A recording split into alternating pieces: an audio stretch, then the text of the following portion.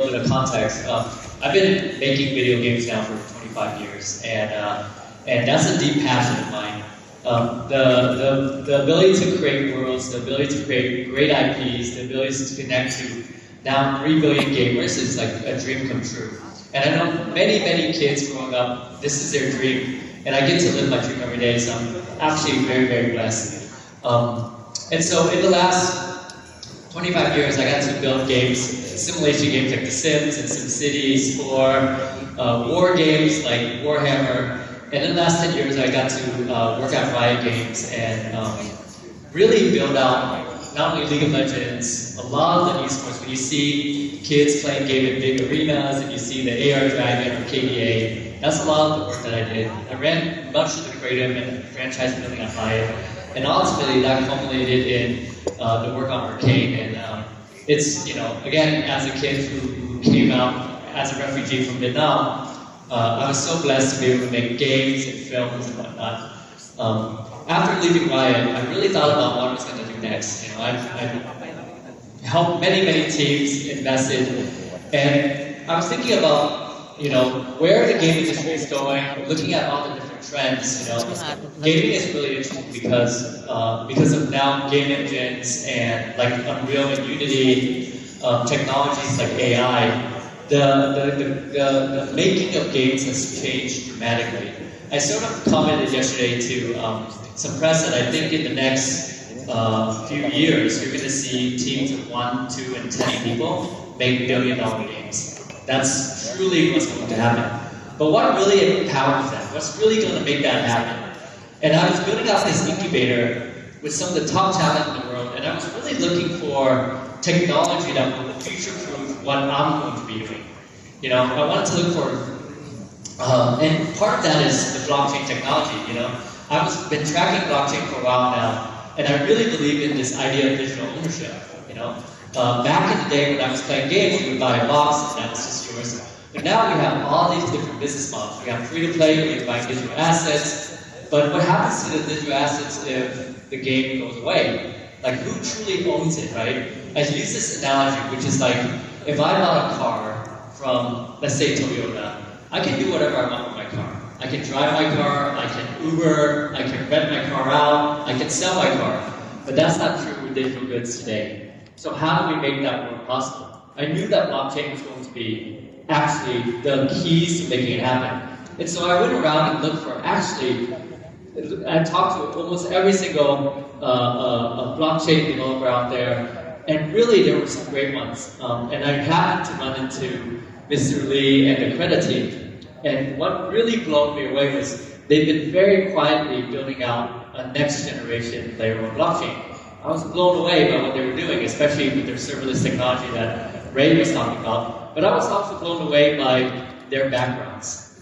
These are the guys that built the Korean game industry, the Japanese game industry, and not only that, but they made some of my favorite games. I grew up playing Street Fighter, I grew up playing Resident Evil, I grew up playing Lineage. These are games that were legendary to me and actually impacted how I look at games. And so, Mr. Lee and the Credit team was really, when they showed me what they were doing with the ecosystem. And typically, when I think about games, I think about I'm a game maker, so I make the games, and usually my games go on to places like Steam, or go to a publisher like EA or Electronic Arts or Activision.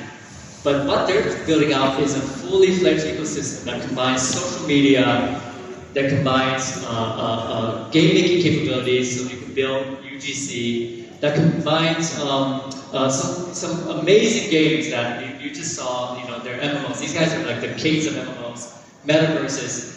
It was so much. It was actually initially overwhelming. I was like, oh my god, this is kind of a dream come true as a partnership, because I want to make games. I want to build a great game incubator to make the best games and recruit the best talent and build the best IPs in the world.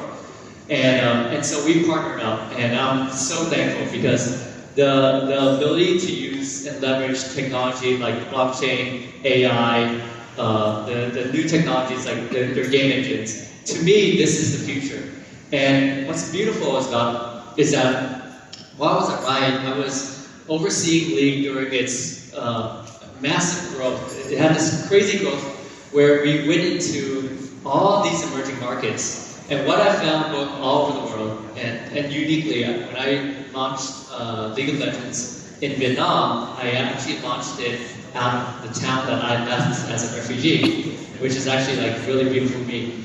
But regions like the Philippines, regions like Thailand, all of Southeast Asia, we really believe that it's this incredible emerging market that's going to just explode.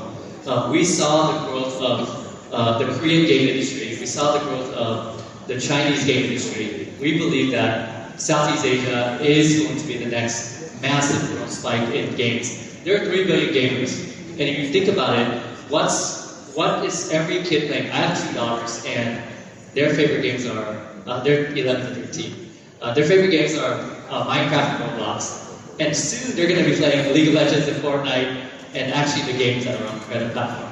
What's beautiful is that every kid I know, every young person I know, loves video games. And the way they think about games is so different than the way I experienced games as a kid. I bought a box and I rented it from Blockbuster. But this is their natural environment. They literally, I once saw the one daughter turn to the other daughter, and she looked at her and said, "Hey, you want to go play in the real world or play outside?" And because their experience in game is their world. That's where all their friends are. That's their social. And they are so worldly. They're so thoughtful. And I truly believe that games have this really impactful form of knowledge that is really good for young people. Knowledge is only knowledge until it becomes wisdom. And the only way it becomes wisdom is experience and self-internalized experience. Now, if you think about how games have impacted so much, I have some friends who are NASCAR drivers, and they're in games 12 hours a day, on simulators. I have friends who are pilots who are flying planes. It allows you to take risks and do many, many things without the risk of failure. And so this is what our kids are going through. Kids are going through some incredible experiences. They're going to have so much. I think about Elon Musk recently, and I was watching his stream, and he was playing Diablo 4. And the way he thinks about the world is so out of the box, and I attribute it to him growing up playing lots of games. I also think about what Sam Altman said recently. He's a founder and CEO of OpenAI. He said, movies will be video games, and video games will be something that we can't even imagine. I truly believe that Creda and what the team is doing is going to empower this. As a creator, I'm so excited to join forces and partner up with the team. And I'm actually so excited to launch Creda in the Philippines. This is a region that was near and dear to my heart, obviously from my upbringing, coming to the US, but also the heart and energy and talent that I see every day from Filipinos, from Southeast Asians in general. It's just really inspiring. It's a very young community with so much energy, with so much motivation, with so much heart. And to me, I believe that it takes new regions to disrupt and incubate new experiences. And I think this is going to be a region that's going to be massive. Again, 10 years ago, 15 years ago, I saw what happened to China, and now China is the largest game industry in the world. I think this literally is going to happen here in emerging markets. And I don't delineate between Web 2 and Web 3 and whatnot. It's just games. I travel everywhere in the world. People just want to play games. Whatever technology is in the background, it should just be there to help games be better, to help people have more in games. And so that's really the spirit at the heart of it. The spirit is to make great games, regardless of whatever technology.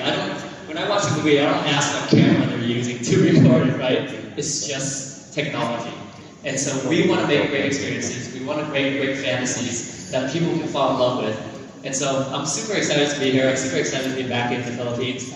And I think we're going to do some questions. I'm going to call Ray. Who's the next one? So that's the end of my presentation. Thank you. All right, there you have it. Thank you very much, Sir Thomas. Another wonderful message here.